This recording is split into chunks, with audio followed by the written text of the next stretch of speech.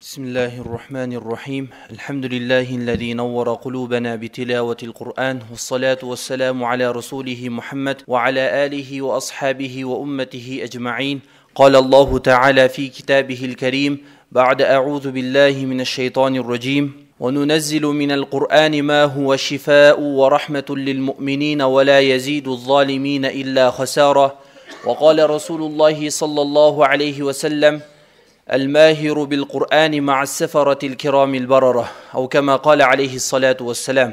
Бүткүл аламдардын жаратуучусу болгон Аллах Тааланын затына чексиз мактоолор болсун жана анын элчиси сүйүктүү пайгамбару Мухаммад Мустафа саллаллаху алейхи ва салламга салам жана салаваттар болсун.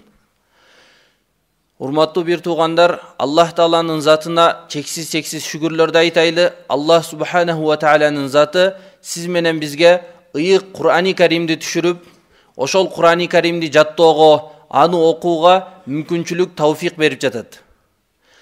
Анткени каалаган ар бир адам эле Кур'ан окуй албайт экен. Кимге Аллах жакшылык кааласа, ошол адамга Аллах Таала Кур'ан окууга мүмкүнчүлүк берет. Аллах Таала Фатир сүрөсүндө айтат: "Сумма аураснал китаба аллазина астафайна мин ибадина." Биз ушул Кур'ани Карим үчүн, өзүбүздүн китебибиз үчүн адамдардын арасынан өтө бир жакшы, таза, жүрөгү таза инсандарды тандап алабыз дейт Аллах субханаху ва таала. Аллах Таала Кур'ани Каримди окуу үчүн, аны жаттоо үчүн адамдардын ичинен тандайт экен да. Ошондуктан Аллах Таала үчүн сиз менен биз чексиз шүгүрлөрдү айтайлы. Ал эми кандай адам Кур'ан окуй албайт туугандар? Кимге Аллах көңүл бурбаса, ошол адам Кур'ан окуй албайт дейт. Абдуррахман Суфи айтат: "Аллази ла юбалиллаху бихи." Аллах көңүл бурбаган инсан Кур'ан окуй албайт. Кур'ан окуйын дейт, убакыт болот, бирок окуйт, окуса жүрөгү кысылат, адам Кур'ан окуп рахат ала албайт да. Качан инсан Аллахтан алыстап кете турган болсо. Аллах Таала айтат: "Ва ман юхиниллаху фама лаху мин мукрим. Инналлаха яф'алу ма яша." Кимди Аллах коркула турган болсо, аны ким ыззаттуу, сыйлуу кыла алат. Чындыгында Аллах каалаган нерсесин кылат дейт. Ошондуктан Аллах кимди коркулса, ал адам Кур'ан окуй албай калат дейт шейх. Сиз менен биз Аллага көп шүгүр айтайлы. Аллах Таала сиз менен бизге Кур'ан окууга мүмкүнчүлүк берип жатат. Кур'ан окула турган жерлерге, мечиттерге, медреселерге келүүгө, намаздарга катышууга Аллах мүмкүнчүлүк берип жатат. Бул Аллах субханаху ва тааланын сиз менен бизге кылган өтө чоң жакшылыгы экен. Бүгүн ушул илимий таалимибизде биз Кур'ани Каримдеги бир канча сүрөлөрдүн фазилеттери туурасында баяндап өтөбүз.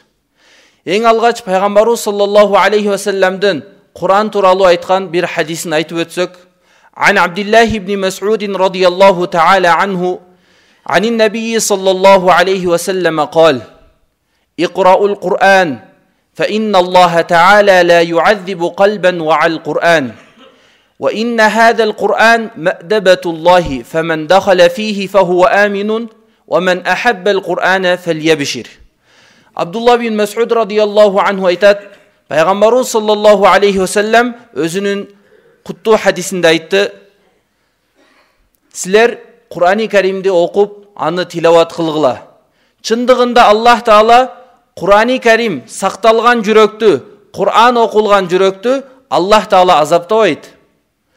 Allah'tın kitabi bul Kur'an, Allah'tın dastorkonu, Allah'tın özgöçö korgonu. Ошондуктан ким ага кире турган болсо, ал тынчтыкта, амандыкта болот дейт пайгамбарыбыз.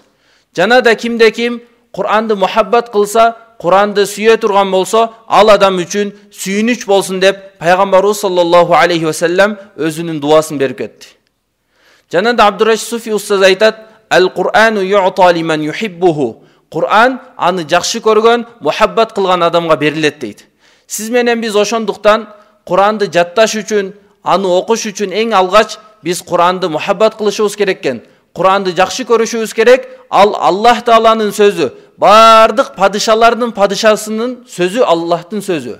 Каламул мулук, мулукул калам. Ал эми падышалардын сөзү бул сөздөрдүн падышасы деген арабтарда эреже бар. Демек Кур'ан бул дүйнөдө эң ыйык китеп, эң ыйык сөз бул Кур'ан экен. Ал сиз менен бизди дүйнө жана акыретте ийгиликке, бактылуулукка жеткирет экен туугандар.